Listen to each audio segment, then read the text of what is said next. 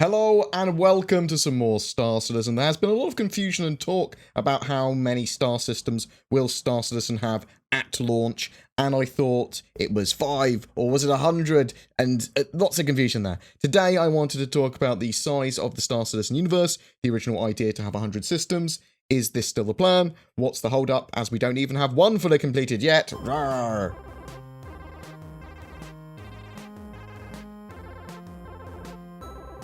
So how many star systems will Star Citizen have? The $6 million stretch goal for Star Citizen, which was reached November 2012, was that the persistent universe for Star Citizen would release with 100 star systems. As of 2019, we only have one star system, Stanton, in the persistent universe, and that has yet to be fully completed. We don't have jump points, we don't have a lot of the prerequisites either. In July 2017, Chris Roberts had an interview with GameStar, a German gaming magazine and website.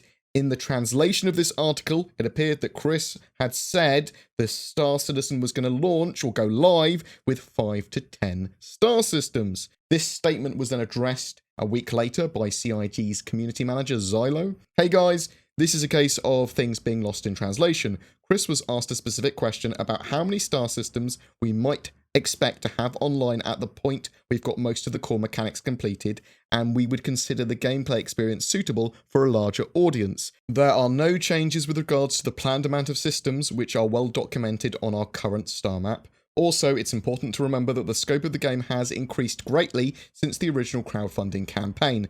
Since those early days, we've created Procedural Tech, moved from 32-bit to 64-bit precision, all of it leading to billions of kilometers of space and million square kilometers of landmass to explore, all rendered in detail that matches the most detailed first-person games that only have to worry about a few dozen kilometers of playable area. This takes time to fill out, so while it takes us longer to fully deliver and populate every system at this fidelity, rather than if we had only a handful of points of interest per star system, we have no intention of reducing the size of the Star Citizen universe. Xylo's statement from then is interesting, as also not entirely saying that Chris's statement is entirely wrong is interesting as well.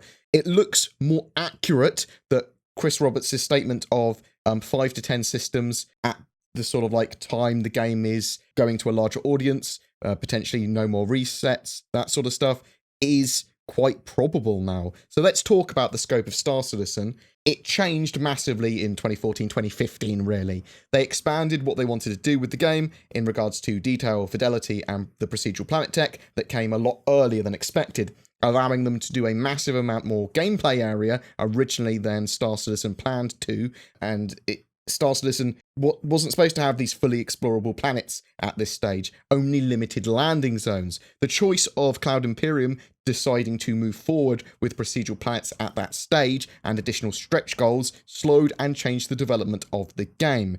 It had a lot more. It got a lot of what people would consider to be feature creep, because that's what it was at that time. However, they are starting to actually action a lot of this in-game. In fact, as of 2015, you could really consider the whole game being reworked almost entirely, and that's with Squadron 42 as well. And obviously they kept a lot of the mocap, there's a lot of base of the game there, but they redid a load of stuff and a load of the game systems, how the FPS work, the flight model, multiple times.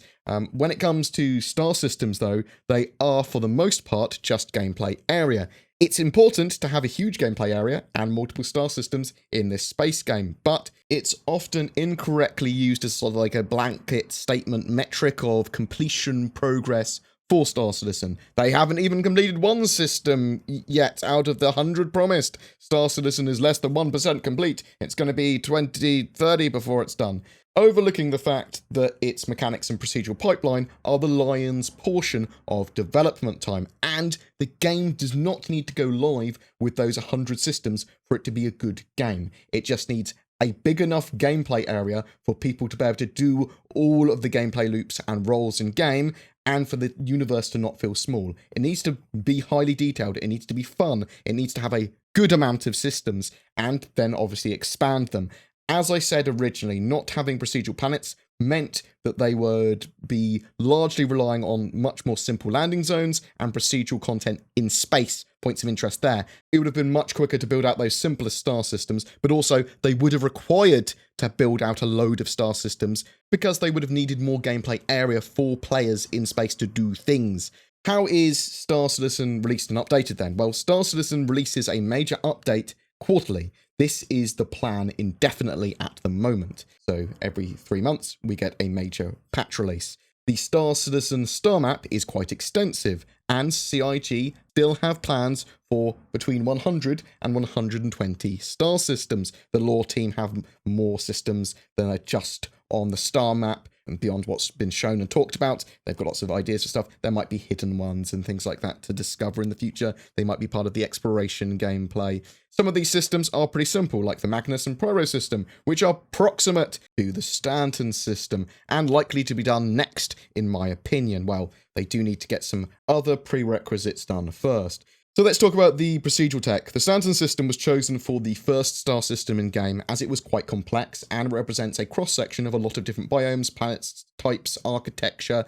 A lot of the gameplay mechanics can be just done in the Stanton system. These assets that they've made get added to their procedural generation tech, which then in turn gets used to expand out the rest of the universe. Well, it will eventually anyway. It should be used for the rapid deployment of other star systems. That is a large part of what Cloud Imperium have been doing since 2015, making the procedural technology to support that rapid creation of highly detailed planets, moons, landing zones, buildings, outposts, but also space stations, asteroid fields, and points of interest in space. However, a huge amount of work has also gone into gameplay features and ships. The core of the game, with a current focus on getting Squadron 42 Episode 1 feature complete and potentially released in 2020, has been a huge priority for them. In fact, shifted priority over a lot of the Persistent Universe stuff. This means in 2019 and early 2020, you will see a lot of features that are shared between both games being focused on so that they can get them in for Squadron 42 and then just sort of like subsume them into the Persistent Universe. The completion of Squadron 42 will be a big milestone for the game. It allows a lot more resources to be deployed on the Persistent Universe and has more assets, and we know it has at least one star system, Odin, in it. However, there are some prerequisites of getting more star systems in game. Server meshing, or at least parts of it, are required for those new star systems. They are currently bound to just the Stanton system until they can have multiple servers pass off data in the same session. And they're working on that, not as a placeholder sort of mechanic, but they want it as part of their server meshing that they have planned. Server meshing is a priority and is being worked on now by Cloud Imperium. There's lots of little sub-modules building up towards server meshing with server-side object container streaming and stuff like that. We also need the system or the gameplay mechanic of jump points, allowing us to move between systems once they have them in-game. So as Star Citizen continues to get quarterly releases, we should start to get more and more star systems after server meshing and jump points are complete. With server meshing, there's going to be lots of iterations on it, but we need at least the first iteration, because then they won't be system bound, they won't be star system bound. However, due to the massive change of scale and scope of Star Citizen, it's likely that when Star Citizen is considered a release, we will only have a few of the star systems the game has planned, but more will be added in the future. I personally believe that the fully landable planets and moons allow them to have much more content, even with much fewer systems. However, we should start to see a more rapid expansion of the star systems once server meshing and Squadron 42 Episode 1 are out. So when will we have 100 star systems? Well, it could genuinely take years for 100. The focus of Star Citizen has changed to providing a lot of quality and highly detailed areas and content to fill them, and this has certainly come at the cost of lots of less detailed star systems and a longer development cycle. I'm interested to know your thoughts on this in the comments below. I personally wanted procedural planets and all the gameplay that brings because I love the idea of outposts and being able to claim land and do industry and mining and stuff on planets, exploration, FPS combat, wildlife. They're all incredibly exciting to me, but some people would certainly prefer more of the core mechanics to be done now and more star systems to be in game earlier, and for Star Citizen to have focused more on sort of like just the space flight and very limited FPS action just for stations, boarding and landing zones, stuff like that. Less detail, no planetary landings, but more focused on the being a space flight and combat game, and more of that game to be done by now. Whatever your thoughts, I'd love to hear from you. Every month we have a ship giveaway on the channel for May 2019. It's for another Drake Corsair exploration ship, donated in the name of the People's Radio.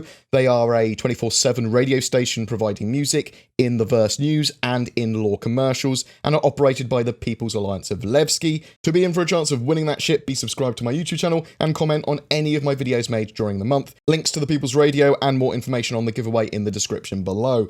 If you are looking for a gaming PC or to upgrade, then instead consider Shadow Cloud gaming PCs, which leverage your internet connection and a data center to turn any device, your old PC, a phone, a tablet, a laptop, whatever, into a powerful Windows 10 gaming environment. It's subscription based, so won't break the bank, and is a fantastic alternative to buying your own PC. If you are looking for a VPN, then I use NordVPN as well. It's mega cheap, allows me to upload, play games, browse with more security and privacy than I would otherwise have. For both of those, links are below, and use the code BoredGamer to receive a discount on either. BoredGamer is supported by its community via Patreon, the YouTube join button, Subscribestar, Twitch, direct donations, people throwing ships at me. A massive thank you to everyone that goes that extra mile to support me. It genuinely does help. Just like everything else, links are below for people that would like to get involved with that as well. But if you want to give feedback, there are details there that you can get onto my Discord, discord.gg/BoredGamer, or contact@boredgamer.co.uk if you want to send me an email. Just get in contact, give me feedback. Whatever your thoughts, I'd love to hear from you.